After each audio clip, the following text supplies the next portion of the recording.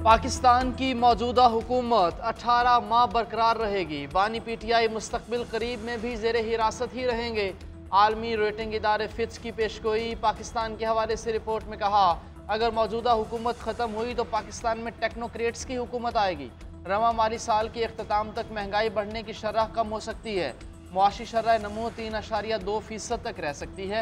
बैरूनी अदायगियों का दबाव मुआशी रिस्क है। स्टेट बैंक शरह सूद 14% पर लाए।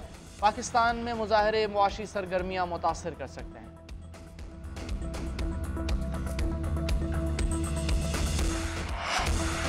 अमीर जमात इस्लामी कराची मुन्नम जफ़र का गटर में गिरकर बच्चों की हलाकत पर इजहार अफसोस। बच्चों के वालिदैन से इजहार ताज़ियत। कहा, मुर्तज़ा वहाब ऐलानात और दावे नहीं बल्कि इक़दामात करें। मैन होल्स के मेयारी ढक्कन फराहम करें। जहाँ जहाँ गटर पर ढक्कन नहीं वो लगाएं।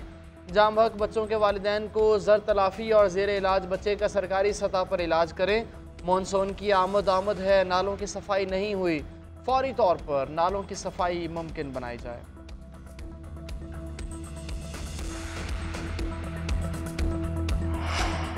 मनु कैंट पर हमले के खिलाफ पाकिस्तान का अफगानिस्तान से शदीद एहतजाज। अफगान सफारत खाने के हेड ऑफ मिशन की दफ्तर खारिजा तलबी सख्त मरासला दिया गया। मरासले में लिखा कि हाफिज गुल बहादुर ग्रुप और TTP पाकिस्तान में दहशतगर्द हमलों के जिम्मेदार हैं। अफगान उबूरी हुकूमत अपनी सरजमीन से पाकिस्तान पर हमले रोके।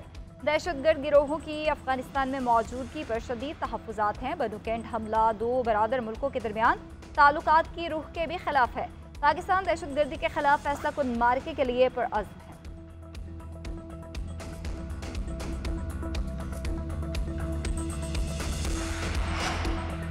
खैबर पख्तूनख्वा पर दहशतगर्दी की जिम्मेदारी डालना वफाकी हुकूमत की नाकामी का सबूत है। मुशीर इत्तलात बैरिस्टर सैफ का वज़ीर दिफा ख्वाजा आसिफ के बयान पर रद्द-ए-अमल। कहा, जंग अगर सूबों ने ही लड़नी है तो आप किस लिए वज़ीर दिफा बने हैं। अज़म इस्तेहकाम पर ख्वाजा आसिफ को अता तारड़ ने झूठा साबित किया था। PTI के खिलाफ बयानबाजी के बजाय मुल्की दिफा पर तवज्जो दें। शहरी और जवान शहादतें दे रहे हैं और वज़ीर दिफा सियालकोट की नहरों में डुबकियाँ लगा रहे हैं। दहशतगर्दी रोकने के लिए इनके पास कोई प्लान नहीं।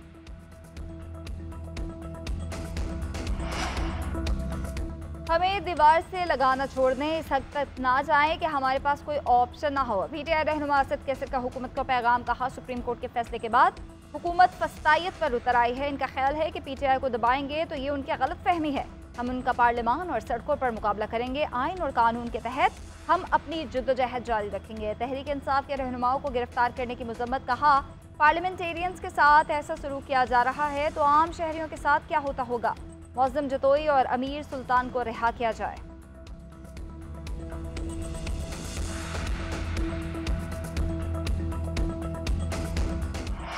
सियासी जमात पे पाबंदी के हम कभी भी हक में नहीं रहे, ना रहेंगे। लेकिन उस सियासी जमात के लीडर को अपने आप को एक सियासी जमात कहलाने के लिए वो स्टेप्स करने होंगे जो वो अनफॉर्चुनेटली नहीं कर सके।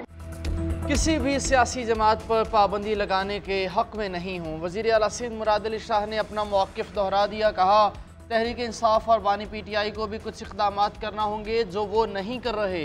PTI को अपना रवैया सियासी जमात की तरह करना होगा। तहरीक इंसाफ अपने लीडर की हट धर्मी की वजह से इस जगह पहुंची है। वो खुद को जमहूरी सियासी जमात की तरह पेश करें तो बैन नहीं लगेगा।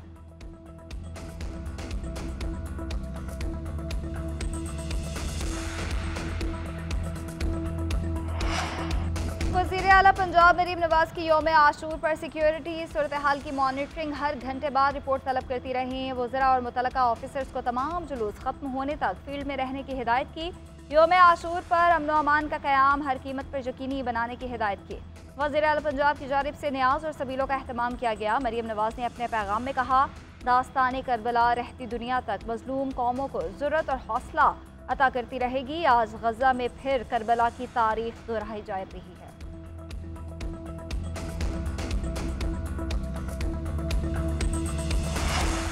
ख्वाजा आसिफ खुद बुरी तरह इलेक्शन हारे लेकिन फिर फॉर्म 47 पर इक़्तिदार में आए। ये तो अवाम में मुंह दिखाने के काबिल नहीं हैं।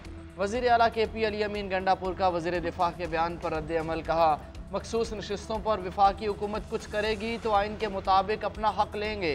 हमने 2 हुकूमतें छोड़ी, इक़्तिदार का शौक़ होता तो हुकूमतें ना छोड़ते।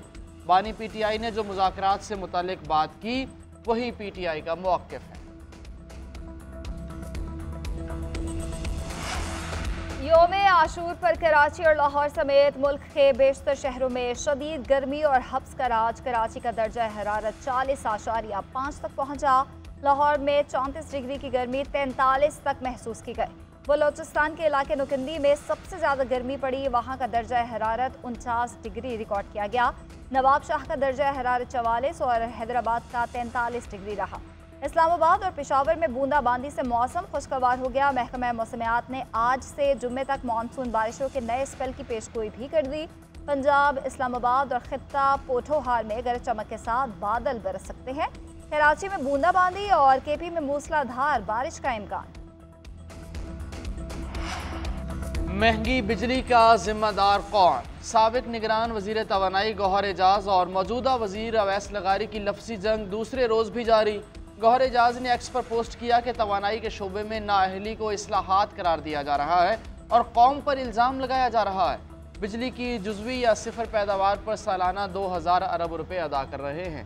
कोई भी मुहिब वतन बदनवानी और नाअहली पर IPPs मुआहिदों का दिफा नहीं कर सकता। ये धोखादही तमाम सार्फिन के लिए नाकाबिले बर्दाश्त है। ऐसे मुआहिदों से मुल्क कैसे चलेगा? अवैस लगारी ने गौहर एजाज को बेखबर साबिक निगरान वजीर करार दिया था। पाकिस्तानी मईशत में कर्जों के हजम में कमी का इम्कान जाहिर। एशियाई तरक्याती बैंक ने एशियन डेवलपमेंट आउटलुक रिपोर्ट जारी कर दी। कर्जों का हजम 77% से कम होकर 70% तक आ सकता है। रिपोर्ट के मुताबिक रवां माली साल 62% महसूलात कर्जों की अदायगी पर खर्च होंगे। महंगाई की शरह ज़्यादा रहेगी। गुज़िश्ता माली साल शरह नमू 4.2% रही। मुआशी तरक्की की शरह में ज़राअत ने अहम किरदार अदा किया। महंगाई की शरह 38% से कम होकर 11.8% तक पहुँची। महंगाई की शरह कम होने से पॉलिसी रेट में भी कमी हुई।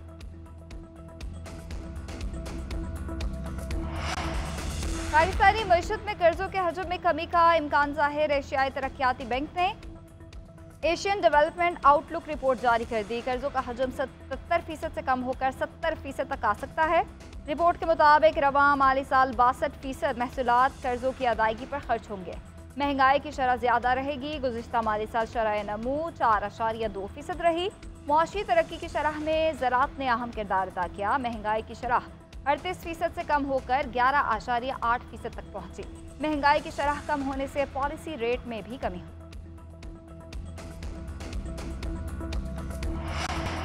फ्रांस की जानिब से पेरिस ओलंपिक्स में हिजाब पर पाबंदी। एमनेस्टी इंटरनेशनल ने मजम्मत कर दी।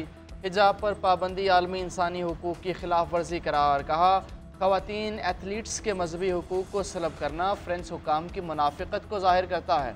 इम्तियाजी क़वानीन मुस्लिम ख़वातीन के हुकूक के ख़िलाफ़ हैं। उधर इंटरनेशनल ओलंपिक कमेटी ने कहा कि मज़हब की आज़ादी की मुख्तलिफ़ रियासतों में मुख्तलिफ तशरीह की जाती है। हिजाब पर फ्रांस की पाबंदी ओलंपिक मूवमेंट के दायरा कार से बाहर है।